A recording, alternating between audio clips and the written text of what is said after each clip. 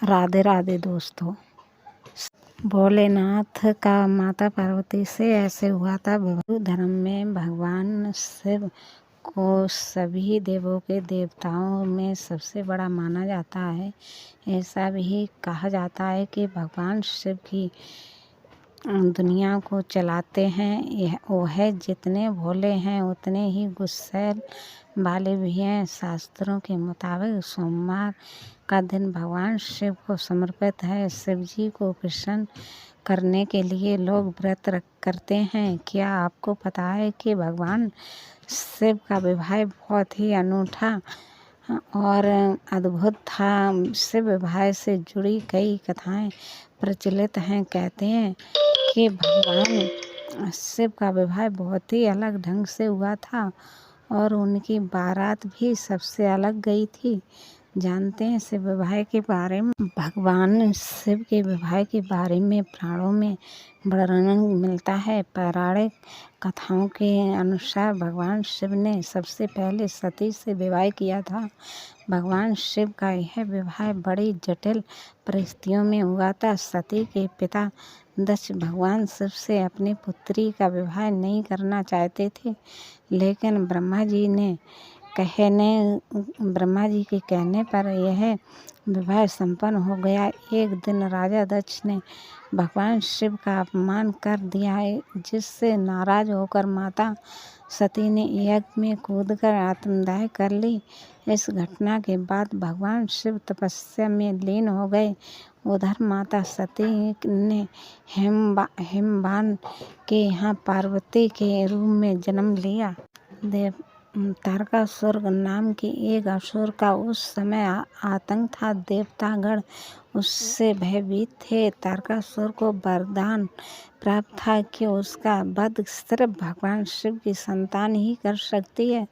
उस समय भी भगवान शिव अपनी तपस्या में लीन थे। तब सभी देवताओं ने मिलकर शिव और पार्वती के विवाह की योजना बनाई। भगवान शिव की तपस्या को भंग करने के लिए कामदेव को भेजा गया, लेकिन वह भस्म हो गए। देवताओं ने की विनती पर शिवजी पार्वती से विवाह करने के लिए राजी हुए। शिव जी की बारात विवाह की बात तय होने के बाद भगवान शिव की बारात की तैयारी हुई। इस बारात में देवता, दानव, गण, जानवर सभी लोग शामिल हुए। भगवान शिव की बारात में भूत पिशाच भी पहुँचे। ऐसी बारात को देखकर पार्वती जी की माँ बहुत डर गईं और कहा कि वे ऐसे वर को अपनी पुत्री को नहीं सौंप सकती हैं।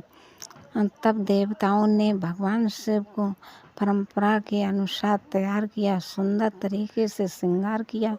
इसके बाद दोनों विवाह संपन्न हुआ और जहाँ असुर जाते थे वहाँ देवता नहीं जाते थे और उनकी आपस में बिल्कुल नहीं बनती थी। मगर यह तो शिव का विवाह था, इसलिए उन्होंने अपने सारे झगड़े बुलाकर एक बार एक साथ आने का मन बनाया। शिव पशुपति मतलब सभी जीवों के देवता भी हैं, तो सारे जानवर, कीड़े मकोड़े और सारे जीव उनकी शादी में उपस्थित हुए थे। भगवान शिव ने धारण किया था मौन। वह अपने गढ़ों को से घिरे हुए बैठे रहे और शून्य में घूमते रहे। वधू पक्ष के लोग बार बार उनसे यह सवाल पूछते रहे, क्योंकि कोई भी अपनी बेटी की शादी ऐसे आदमी से नहीं चाहेगा जिसके बस का अता पता नहीं हो। जल्दी थी, क्योंकि शादी के लिए शुभ मुहूर्त तेजी से निकला जा रहा था। समाज के लोग, कुलीन, राजा महाराजा और पंडित बहुत गणना से शिव की ओर देखने लगे और तुरंत फुसफुसाहट शुरू हो गई। इसका वंश क्या है? यह बोल क्यों नहीं रहा है? हो सकता है कि इसका परिवार किसी नीची जात का हो और इससे अपने बस के बारे में बताने में शर्म आ रही। मुनि इशारे से बात समझानी चाहिए।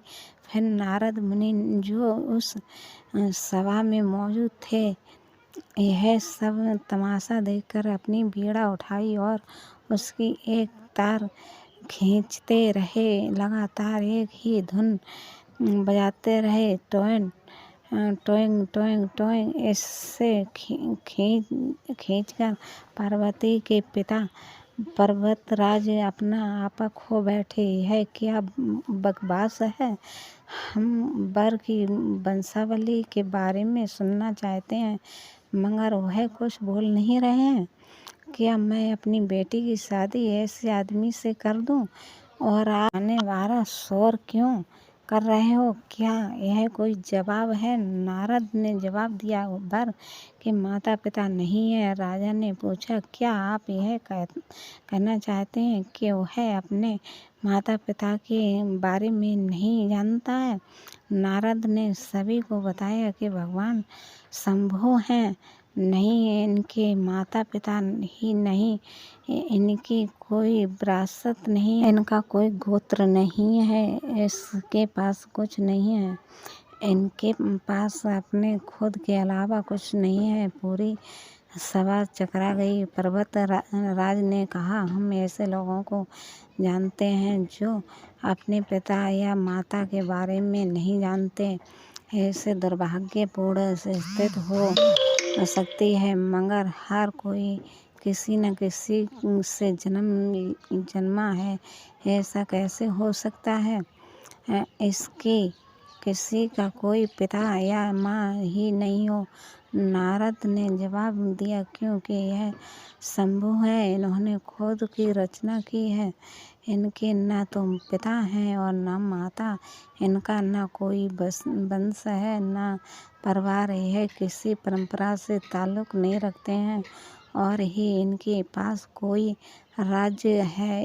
इनका न तो कोई गांव गोत्र है और न ही नक्षत्र, न कोई भाग्यशाली तारा इनकी रक्षा करता है। यह एक योगी हैं और इन्होंने सारे अस्तित्व को अपना एक हिस्सा बना लिया है। इनके लिए कोई सिर्फ